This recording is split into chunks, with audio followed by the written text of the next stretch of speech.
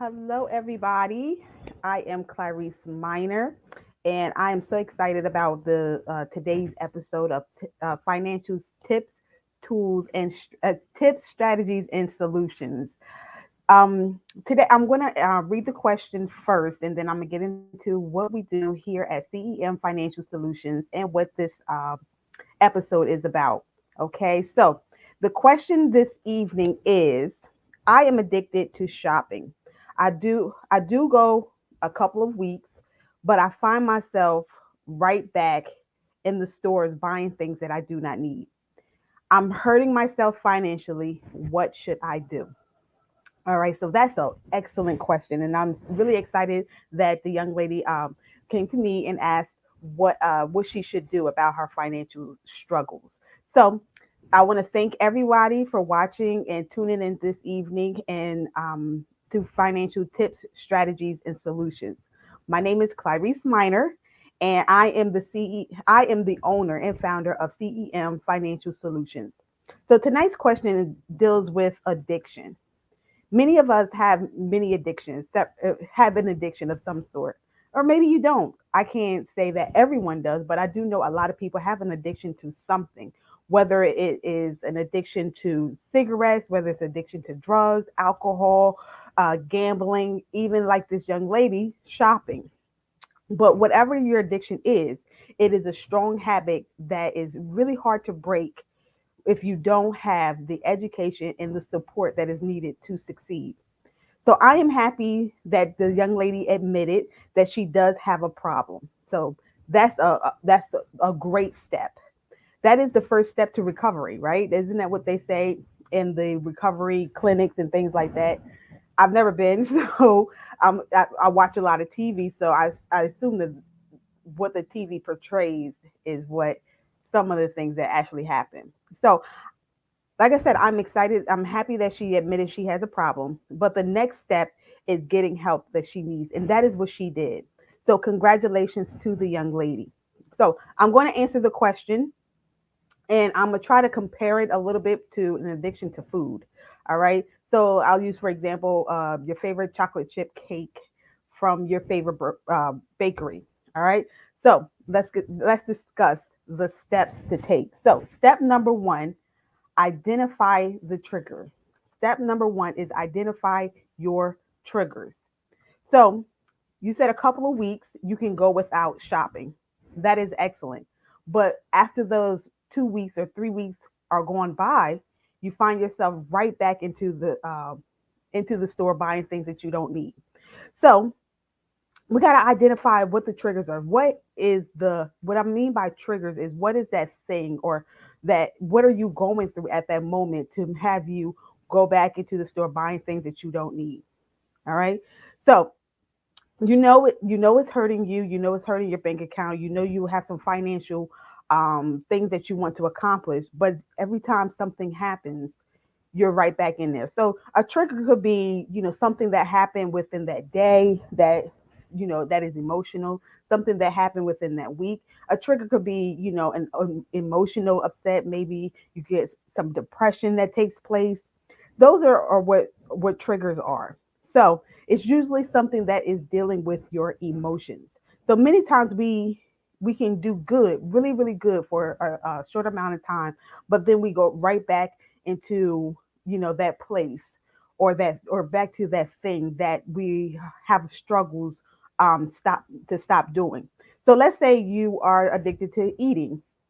A trigger could be, something happened at work and it had you really, really upset, and now you have to go and get that chocolate chip cookie because that is that tangible thing that's going to help you calm down and regroup, right? So the first step is identifying what the trigger was. The day, that moment, or that day that you feel as though you need to go to that store and buy the thing that you want or the things that you need, or go to your favorite store to get that chocolate chip cookie or to get that favorite dress or to get that favorite pair of sneakers. What were you feeling at that moment? So you don't fall. The reason why you identify what these triggers are is that so you can know what to do. You can plan what to do the next time so you don't fall into that dark place, right? So identify the triggers. So it's self-caring, all right? Identify the triggers so you don't fall into that temptation and that and start self-convincing yourself. Sometimes we'll convince ourselves, "Oh, it's a discount, so I can just go ahead and get it. It's not going to hurt me too bad." No, it is going to hurt you because after you purchase that thing that you did not need and you really didn't want, you feel bad, right? You feel bad. You hear people who struggle with addictions and food and things like that. They get that snack that their taste buds really really want it, but then after they eat it, they don't feel any better. They actually feel worse, right? They actually feel worse. All right. So identify the trigger. That is number one. So that then um, you can start dealing with that trigger, right? You can start dealing with that trigger. So step number two is how do you fight and overcome the triggers? How do you fight and overcome the triggers? So sometimes therapy helps a lot, especially for those deep things that's happened in your past that's still bothering you and affecting you now in your future right now, right? So you might need to visit a counselor. You might need to visit a therapist. Therapy is always, great. But if it's not really that deep, you don't really have to go and spend that kind of money doing that. You can a very very good and affordable and convenient type of therapy, and I love it so much. Is journaling. Journaling. The thing about okay, we must decide to say, hey, I'm not going to do it. I'm not going to indulge into this thing that I want and that I'm craving or it's just convenient. I'm not going to indulge into it because it's not going to do anything but harm me. So it's once you made that decision mentally and said it out loud, now you can start putting into action. So like I said, therapy is very very good. Therapy can help you get through those difficult times and feelings and emotions.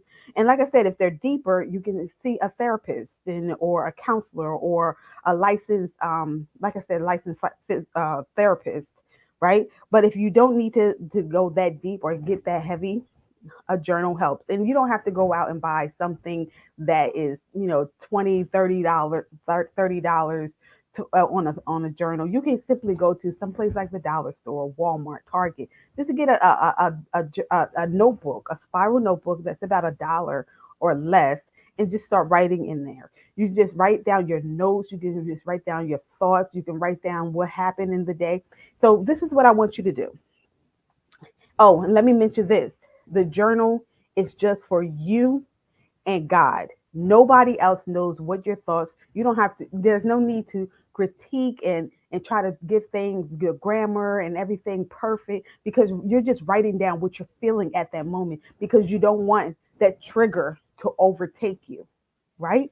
So you don't want that trigger to overtake you and have you going into the store and buying that those things that you like. So the particular lady who asked this question, she's addicted to buying work clothes.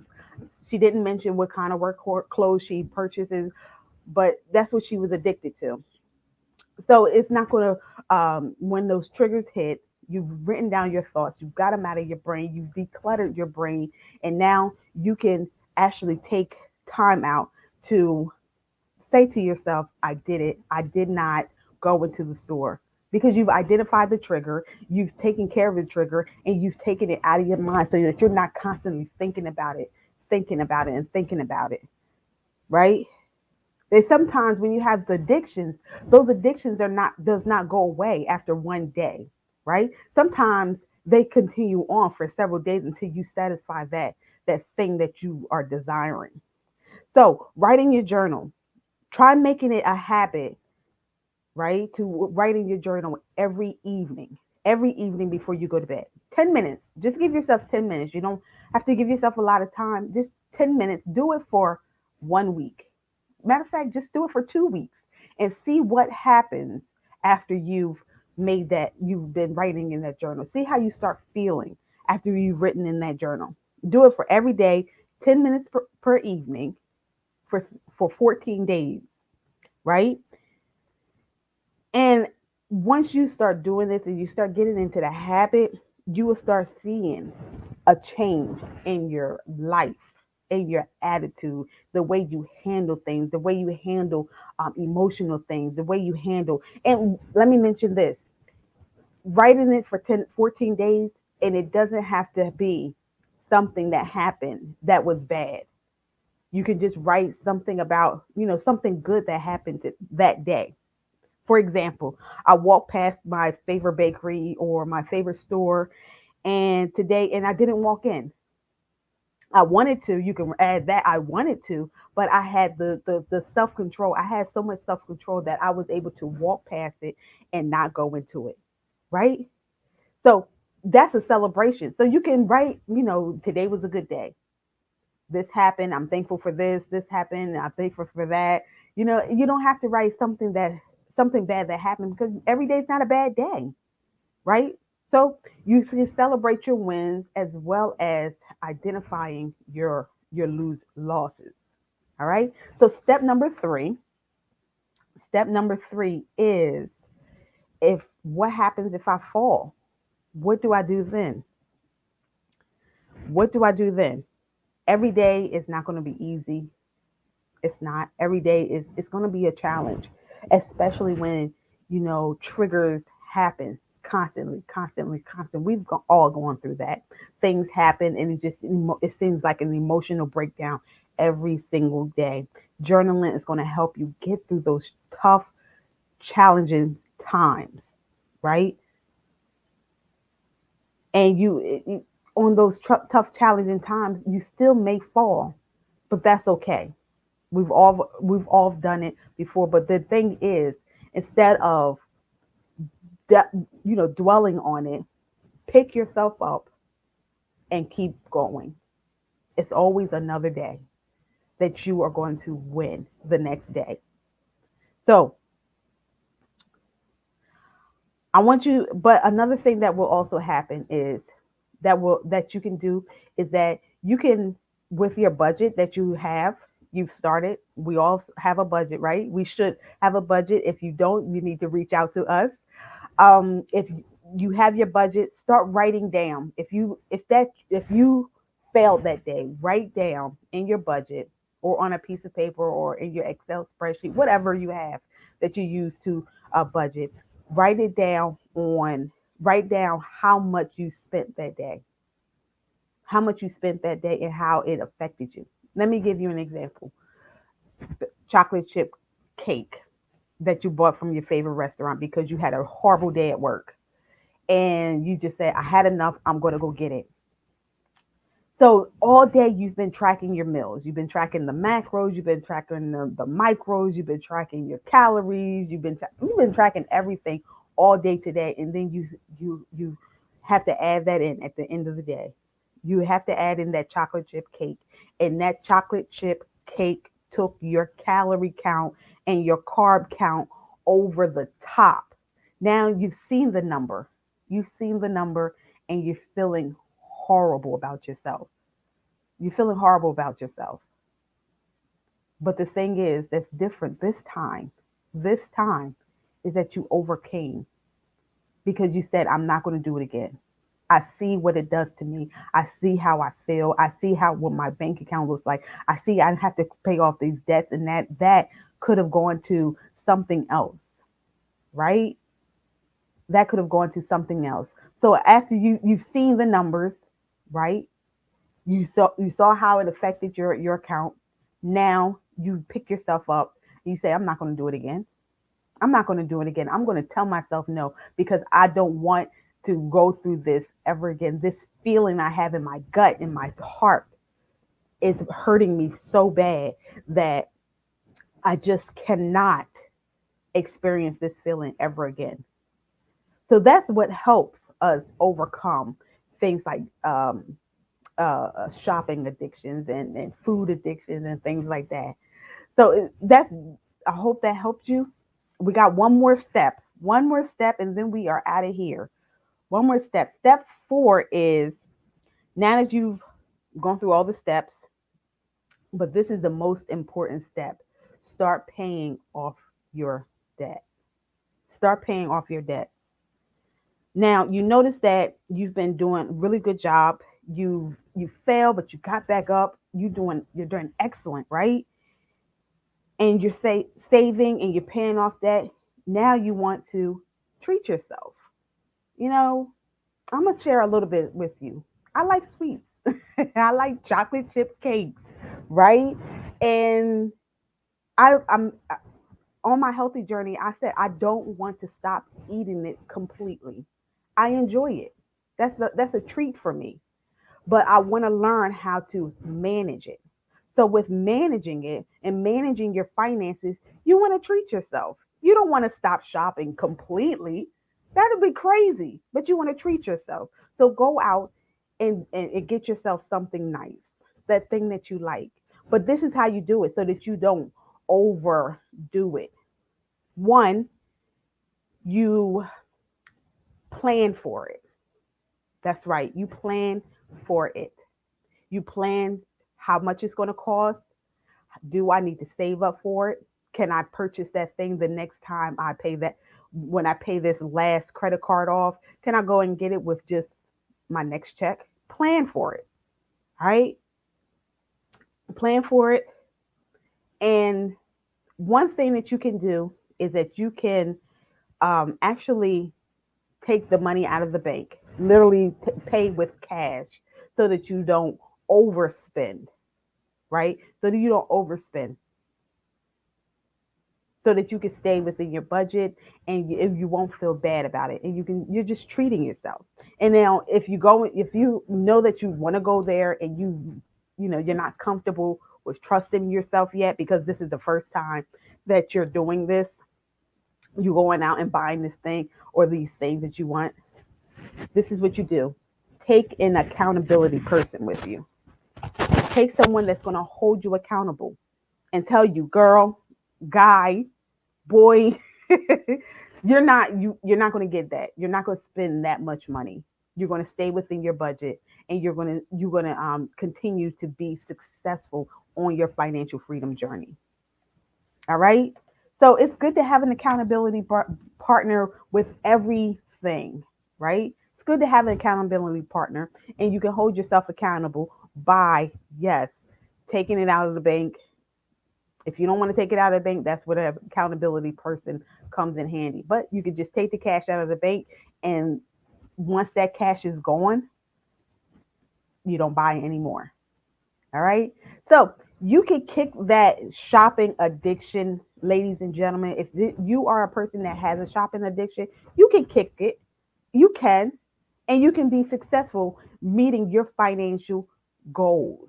You have an end of the year goal. We still got 3 months left over till the end of 2021. You can do it. You can win. You can be successful if you identify that you have a problem, a shopping problem, and you want to get it under control. So you follow those 4 steps and you will be successful. All right. So go out there, get your journal, begin your budget if you have not started budgeting. If you want help with budgeting, you want help with restoring your credit, you want help building generational financial freedom, reach out to us. We are opening up our programs November 1st. But open up our programs for registration November 1st. But if you sign up with us by clicking the link in the comment section or thread or whatever, however you're seeing this video, click on the link to register and you will get first dibs on when we open up our financial builder programs. It's very limited slots that are available, but we're opening up November 1st and set up. We will start reaching out to you guys on November 1st to set up your free consultation. All right. So get your journal. But in the meantime, if you're struggling with shopping addiction, get your journal, budget, and by the end of your financial journey, you will have met every single goal because you have learned to have self control. So that concludes to this evening's financial tips, strategies, and solutions. I am Clarice Miner, owner and founder of CEM Financial Solutions. I hope that this was very helpful to you, and I look forward to seeing the results of these tips. Now, if you have a question, you can reach out to us. The link is in the comments or whatever, wherever you're seeing this video or listening to this audio. The comments are available. I mean, the info is available for you to send us your questions. Our email address is info@cemfinancialsolutions.com. Take care.